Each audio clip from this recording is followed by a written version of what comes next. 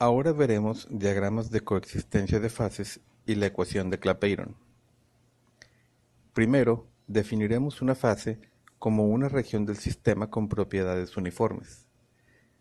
Las propiedades pueden ser temperatura, presión, composición, densidad, entre muchas otras.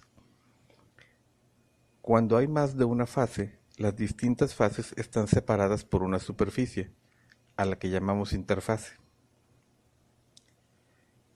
El diagrama de fases es la herramienta principal para representar el comportamiento de las fases de un sistema químico. Las diferentes fases están delimitadas por líneas llamadas límite de fase, también conocidas como curvas de coexistencia. Veamos ahora las partes del diagrama. Un sistema formado por un solo componente puede mostrar una fase. Por ejemplo, en este diagrama, las partes coloreadas de verde, rojo y azul indican una sola fase. Para observar dos fases, tenemos que ubicarnos sobre las líneas de coexistencia.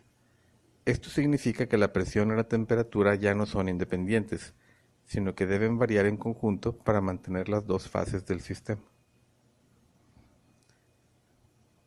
Para observar tres fases, solo nos queda visitar el punto triple, indicado con un gran círculo amarillo. En este punto, el sistema ya no tiene grados de libertad.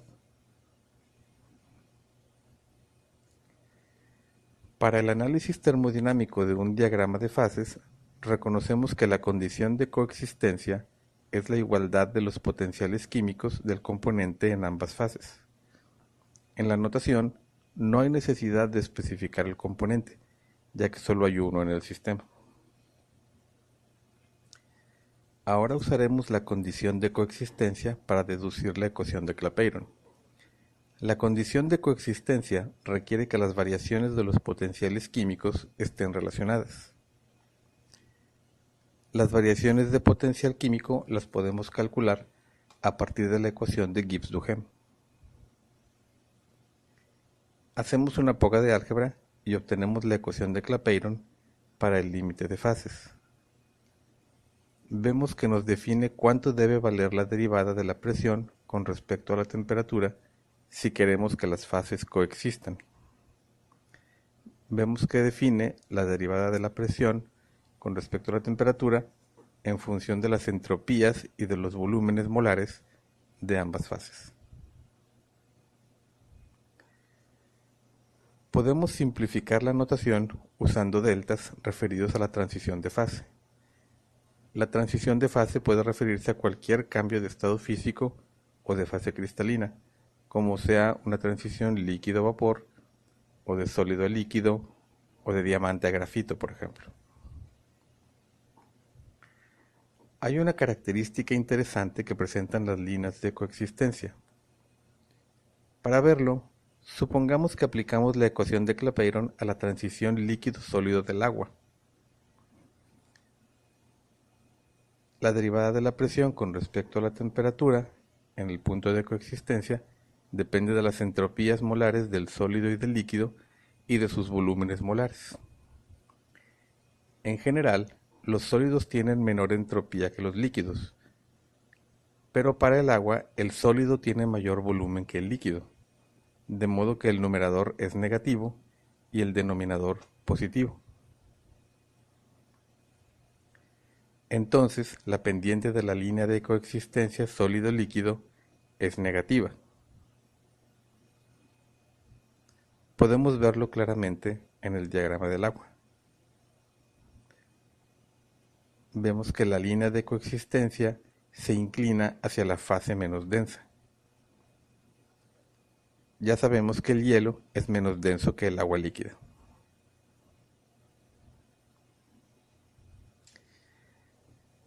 Podemos abreviar la transición de fase con una letrita griega sigma. La ecuación de Clapeyron no ha cambiado, solo la expresamos de una manera más conveniente. Esta es la forma diferencial de la ecuación de Clapeyron. Dado que trabajar con entropías suele ser problemático, podemos aprovechar la ecuación de Gibbs-Helmholtz para usar entalpías. Ahora podemos escribir la ecuación de Clapeyron en función de entalpías. Para el caso específico de la transición líquido a vapor, la ecuación de Clapeyron se transforma en la de Clausius-Clapeyron. Esta ecuación requiere algunas simplificaciones. La primera es que como el volumen del gas es mucho mayor al del líquido, despreciamos el volumen del líquido. La segunda es que suponemos comportamiento ideal del gas. Y la tercera y última es que suponemos que la entalpía de vaporización es constante con la temperatura y que es igual a la entalpía estándar de vaporización. Aplicar las dos primeras suposiciones nos deja una ecuación un poco complicada con fracciones compuestas. Simplificamos las fracciones compuestas y aplicamos la tercera simplificación y obtenemos una expresión más sencilla para la derivada de la presión con respecto a la temperatura en la transición de vaporización. Separando variables, obtenemos la ecuación de Clausius-Clapeyron en forma diferencial. Para respetar el trauma físico-químico con las líneas rectas, podemos linealizar la ecuación. Y así una gráfica del logaritmo de P contra el recíproco de la temperatura debiera dar una línea recta, cuya pendiente sería igual al negativo de la entalpía de vaporización dividido entre la constante de los gases.